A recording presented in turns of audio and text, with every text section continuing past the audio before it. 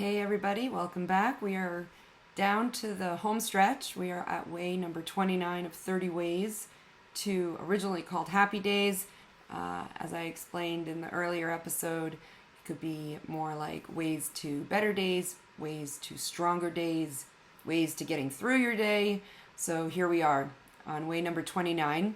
And what I want to talk a little bit about for this way is the idea that I have brought it up in the earlier recordings, in some of the earlier recordings, and it's this idea of you at your best self, you at your ideal self, you when you're at your best. So let's talk a little bit about what exactly that means for you. How do you know when you're acting, being, living, interacting with others at your best? Or at your better, shall we say, right? Because there's always room for improvement, and we're not perfect. We're not supposed to be perfect. But the question is, are you using more of your strengths in a balanced way, in an appropriate way? Are you using them more than you were yesterday? Are you using them more than you were a month ago? Are you using them more in a similar situation that challenged you in the past, but you're not reacting the way you did in the past because you're able to more mindfully create that gap we talked about, to pause if the situation warrants it, and then choose either, it will become a habit the more you use strengths, the more you exercise those muscles. But if they're new, how can you choose one to bring to the situation in a way that will create the best outcome? Create more like a win-win, or something good for you, and if it's involving another person or situation, something that works for everyone's benefit within reason, okay, within the context of whatever it is that you're dealing with. So again, I want to explain the idea of being at your best self does not mean there are no gray clouds, or there's no difficult days, or like there's nothing to see here, move along. Gonna ignore it, gonna bury it, gonna put it, gonna completely kick the can down the road. It's bringing those qualities that are best in you. And again, we spent this time talking about the 24 character strengths that every single human being has in them. But like muscles, they're not necessarily always used. And as I've talked about in the last few episodes, the context matters and your values matter, right? And how you're using them and for what means matters. Morals and ethics matter. So let's think for a minute about, an easy way for you to think about how can I be at my best self today, or how can I be my best self in this situation, is begin with the end in mind. Okay, thank you, Stephen Covey. Begin with the end in mind is one of the 7 habits of highly effective people. It's a classic business book. You can argue it's a self-improvement book. But one of the, habits is begin with the end in mind. So just this idea of like, where the heck do you want to end up? Or how do you want to be ultimately? And then can you reverse engineer it? So as a parent, right, what is the end in mind with your kid? In the micro level, in the short term, in the immediate, like this morning, getting out the door to go to school. In the long term, ideally creating, or not creating, but supporting, enabling, making possible for a kid to grow up within their abilities to become an independent, functioning human being, human member of society, contributing through some kind of service, some kind of work, some kind of, relationship, to be engaged in the world in an appropriate way, right? So ultimately that's like maybe the long term, right? Begin with the end in mind. And so the question becomes, when you're stressed out, okay, and I'll own it, this morning was a little bit rough for me with one of my children, and I was not at my best, and I was not the most mindful. And so how can we create that space, right? I did not create the space. I was feeling the pressure of the clock. I was thinking of 10 different other things. I was not mindful. So when you're not mindful in a situation with work home, relationships, parenting, whatever it is. How do we bring that in? So obviously now I'm acknowledging it just a few hours later publicly. And I was aware of it like 5 minutes after the fact, right? Or like a minute after the fact. And the question then, I'm a work in progress, as we all are. How do I become aware of it? How do we become aware of things when we're in it? How do we create that when we're in it? And it's a practice, and it requires practice and mindfulness and a desire to change, an openness and a willing to try something new. So, for me, my best self is going to be, in this situation, a parent who has the perspective, and I thought about this a lot since dropping off my kids, the perspective of how much is this going to matter in 10 years? How much is this really, what is this going to matter in 20 years? What is this going to matter on my deathbed? Right? May it be at 120. Like, what is this going to matter in the long term? And, when we have that space and everything's fine and whatever, we're able to kind of more mindfully think about it. And the challenge is, how do we think about it in real time when we're triggered or when we are feeling threatened? And I talked in the two previous recordings about feeling threats and whatever. So, that would be an example. I went right into fight mode. Okay, there was an argument, there was, trying to control a situation. So when we talk about ways to happy days, and we're at number 29 here, again, we're at the end, it's that perspective, okay? So it's using that strength of perspective to kind of see or to be aware of what you ultimately want to achieve in that situation, whether it's for yourself individually or in a relationship or in a situation or at work or school, whatever.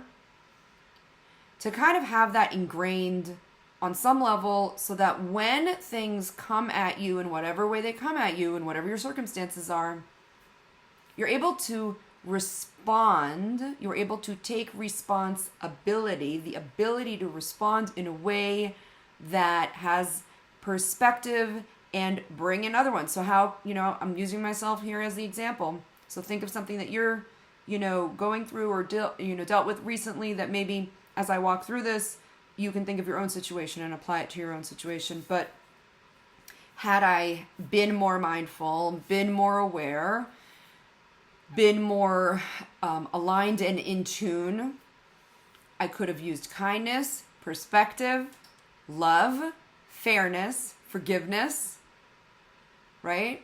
Humor. There's already like so many things I could have used. I could have approached it differently, and habits are hard to break. Okay? So they are malleable. They can be malleable, and it requires work. So think about what in your life you would like to see you respond a little differently. Okay?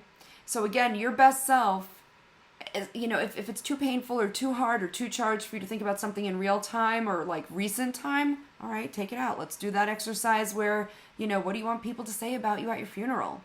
It's a little bit depressing.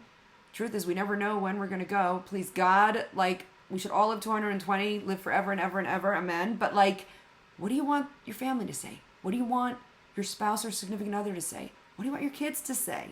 What do you want your parents? Oh God. Well, let's assume that, there's a timing of whatever. But what do you want people in your family to say? What do you want your friends to say? What do you want your work colleagues to say? Are your work colleagues even going to show up at your funeral? Do you have a relationship with people you work with on a professional level that you think they would even care? Okay? And if you do, what would you like them to say about you, right? Or if they were to read your obituary. I know this is going a little bit dark, but just stick with me here, please. What would you want them to say? What would you want them to respond? What would you hope they would feel? And for many of us, it's about the good we do in the world, right? Or it's about the good that we caused someone else to feel because we made a difference for them, even in a small way, a kindness that was shown. We're remembered for the way, people tend to remember the way you make them feel, not necessarily the way or what you do or what you, there's an emotional quality to it, okay? And I think that that's true That's true professionally as well, right? It may be that, you know, professionally or school wise, like, yeah, you're gonna be grateful. Let's say you're gonna use gratitude for a professor that, you know, helped you work on research that you did and you were able to yada yada whatever, or stuff like that. But it's when there's an emotional connection or an emotional feeling that is supported through that interaction with that person, that's what we remember. That's what we remember. And so what I want to share here is having the perspective of, what do you want to be remembered for? How do you want to be remembered as? What do you ultimately want, if you don't want to go that far because it's a little depressing to think about, how do you want your relationship to be with someone? What is your best self as a parent? What is your best self as a spouse or a significant other? What is your best self as a sibling, right? As a child, as someone's child. What is your best self as a colleague? What is your best self as a boss? What's your best self as a neighbor? Right? Think about, you know, there's the old saying of, like, you know, treat others the way you would want to be treated. From Jewish texts, we have a little bit of a different one, which is that which is hateful to you, don't do to another person. So if you have, let's say, some questions about how you'd want to be treated and you're not sure, just think about what you would detest if someone were to do to you. That which is hateful to you, don't do to another. So just thinking of it even from that place, you can think about, all right, so I would like people to treat me fairly. I would like, you know, people to treat me kindly. I would like to be given some forgiveness if I screw up. Whatever it is, okay? And then you get to apply that, right? You get to apply that. So think about think about the state you're in now with these things, work, professional, relationship, etc., etc. Where are you at now? Let's just say on a scale of 1 to 10 of, you know, how aligned you think you are with being your best self. And then for each of those categories, where are you now? Where would you like to be? Let's assume a 10. And then put some meat on that. Or if you're vegetarian, put some vegetables and other vegetarian protein on that. Like, what does a 10 look like for you in those areas? And then how big is that gap? How big is that gap from where you are to where you want to be? And I can tell you for myself as a parent, completely transparent here, I may have had a not fantastic interaction in the beginning of my day. We did work it out before this particular child of mine left for the school day, thank God. But where I was 10 years ago as a parent, where I was even 5 years ago, so I'm not at a 0 or a 1 or a 2. You know, I'm definitely on the other side, closer to, you know, north of 5 and closer to 10. But there were times when I knew that I wanted it to be different. I wanted it to be different, and that's work. And so you can look at that scale, right? And where are you on that line professionally? Maybe you've got just fantastic relationships and personally everything's great, but professionally you're feeling like you're at a 1 or a 2 in terms of, not in terms of like where you want to be professionally, but how you want to be. We're talking about the concept of the best self, your ideal self, how you want to be remembered, the impact you want to have in terms of the interaction, what you would want people to say about you at your funeral, right? Or if they read an obituary, because they can't get anything from you, right? You can't do anything for them in this material world at that point. So what are they going to remember you by? How are they going to remember you? Okay? So a little bit heavy, but let's think about it. Let's just think about it. And we're all going to make mistakes and like, you know, 2 steps forward, 1 step back, 1 to the side, like it's a whole dance. How quickly can you get into that space of owning where you may have not been the way you wanted to be at your best self? So first, identify what that best self looks like, what that best scenario looks like. What is that 10 for you?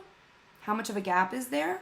And then just choose one thing in one area. Don't get overwhelmed, okay? Don't feel like, oh my God, it's hopeless. Understand it takes time. and it takes practice. And these character strengths that we've been talking about are there to help you. They are tools. They are ingredients for you to inch your way or leap your way or whatever it is, whatever pace you're at, towards that better self, that ideal self, the legacy you want to leave imprinted on the hearts and minds of others in your life that matter to you. Okay? So that is another way. Have the perspective. Think about the best self. Think about what it would look like, where you are now, that gap. How can you start to close it? How can you start to take steps towards you being your ideal self, you being the kind of person you want to be in whatever that situation is, okay? By bringing along the character strengths that we've been talking about in your pocket, bring it out, try that mindfulness, and that is it. See you next time for way number 30 of 30.